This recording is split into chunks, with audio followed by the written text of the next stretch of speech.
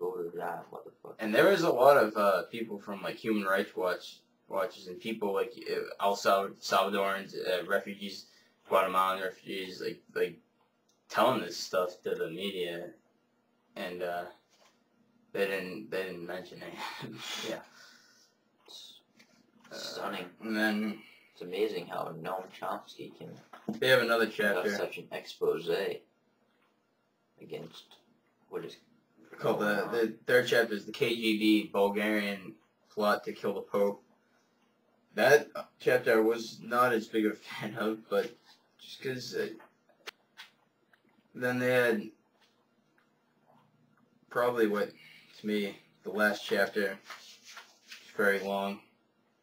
The Indochina Wars, and he splits it into two parts, Vietnam and Laos, or I might be pronouncing it wrong, and Cambodia. And he goes through, it's really astonishing how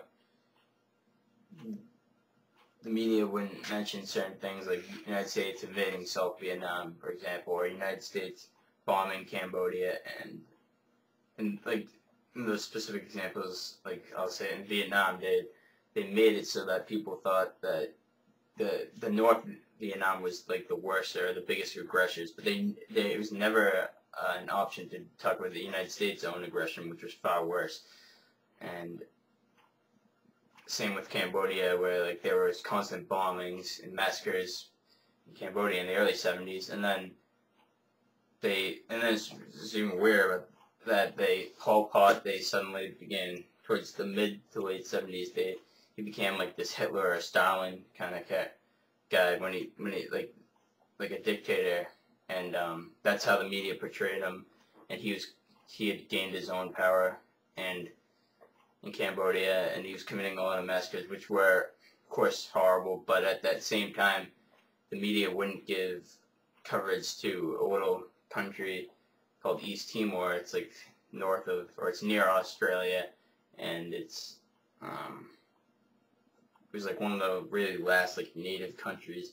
And the United States were backing the Indonesians government in their invasion and occupation of East Timor, which lasted for years, and it was practically reached genocide. And there was after the invasion onwards, and during the genocide, there was pretty much there was absolutely no mass media coverage. And once again, there were also there were victims and refugees who were like Chomsky himself flew out a refugee to like NBC or I think it was, or CBS, and they refused it, and so that's an example of at the time Pol Pot was the enemy, so they gave more media coverage to him, which those were horrible atrocities, no doubt. Even though earlier we were doing just as bad atrocities in Cambodia, and it wasn't portrayed that way. And then what's even weirder about that, in the end of it all, we actually we supported Pol Pot, and from the 80s on, and when this book was written, they were supporting dictators in the Indonesian dictators in East Timor and Pol Pot in Cambodia, and suddenly it was no longer Pol Pot was a bad guy, and I don't know. I would have gotten actual to everyone who's viewing this. You know a lot about things that are too interesting, Anyway. Next topic. One thing I'll here he goes. Which kind of is a little bit disturbing, and like whenever essentially anybody talks about the discussion about war in general, with United States wars, I'm going to be specifically talking about Vietnam. It's never, like, the United States aggression is like almost never a topic or even to discuss. Like it's barely ever mentioned, and yet it's always what should we do about it, or like this is a noble cause, or or it's not a noble cause, and we made a mistake, and it's not a mistake. It was very conscious decisions to invade these countries, and it's like I don't think people ever look past that now. It's like it's like today with Iraq. They're not mistakes. Like we just sorry, we didn't know this was gonna happen. These were like conscious decisions that we knew these atrocities were gonna happen, and that it's the media that's how these atrocities stop, because that's how people find out about them and realize how horrible these things are. And when the media doesn't do that job, then people can't find about them, and that's how evil keeps ensuing. So I guess let's get back to Vietnam. Is that the United States are portrayed as victims when you look at it, like I think there's like 4 million Vietnamese people killed, 58,000 United States people killed. No one.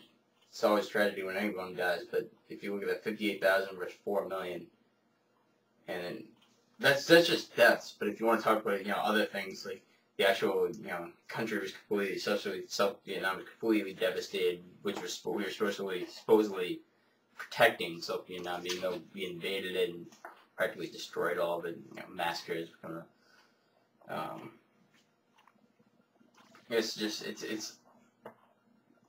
it's struggling, but is anybody, if you're gonna even mention that or have any opposition to like the idea that it was a noble cause, it becomes anti-American and people don't want to hear it anymore.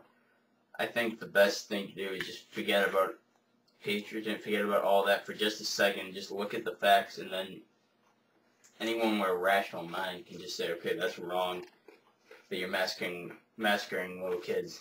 And when these are actual facts, not just the My Lai massacre, which actually was not as bad as other massacres, and is really a lot like most of the policy they had in South Vietnam. And it's just that idea that it's not applied when it's the United States or United States clients. It's the idea of aggression can no longer be applied, and that's just wrong. And whenever We'll support the country. most people actually, majority don't question authority. No, well, they don't. Maybe not question really, but the majority actually fear their government and believe that it's like We should fear against them. it. Yeah, well, Because you know why? right. Read the Wakefield Union, and that'll tell you why. I had to plug it. Yeah, It's my job. yeah, I'm just saying, most national policy generally, the people themselves don't, like pretty much since the Kennedy assassination. Most people find that To the next, manufacturing percent by Edward S. Herman and just citations. no one does it. Look at him. You can't even see that, but you can. Look at it.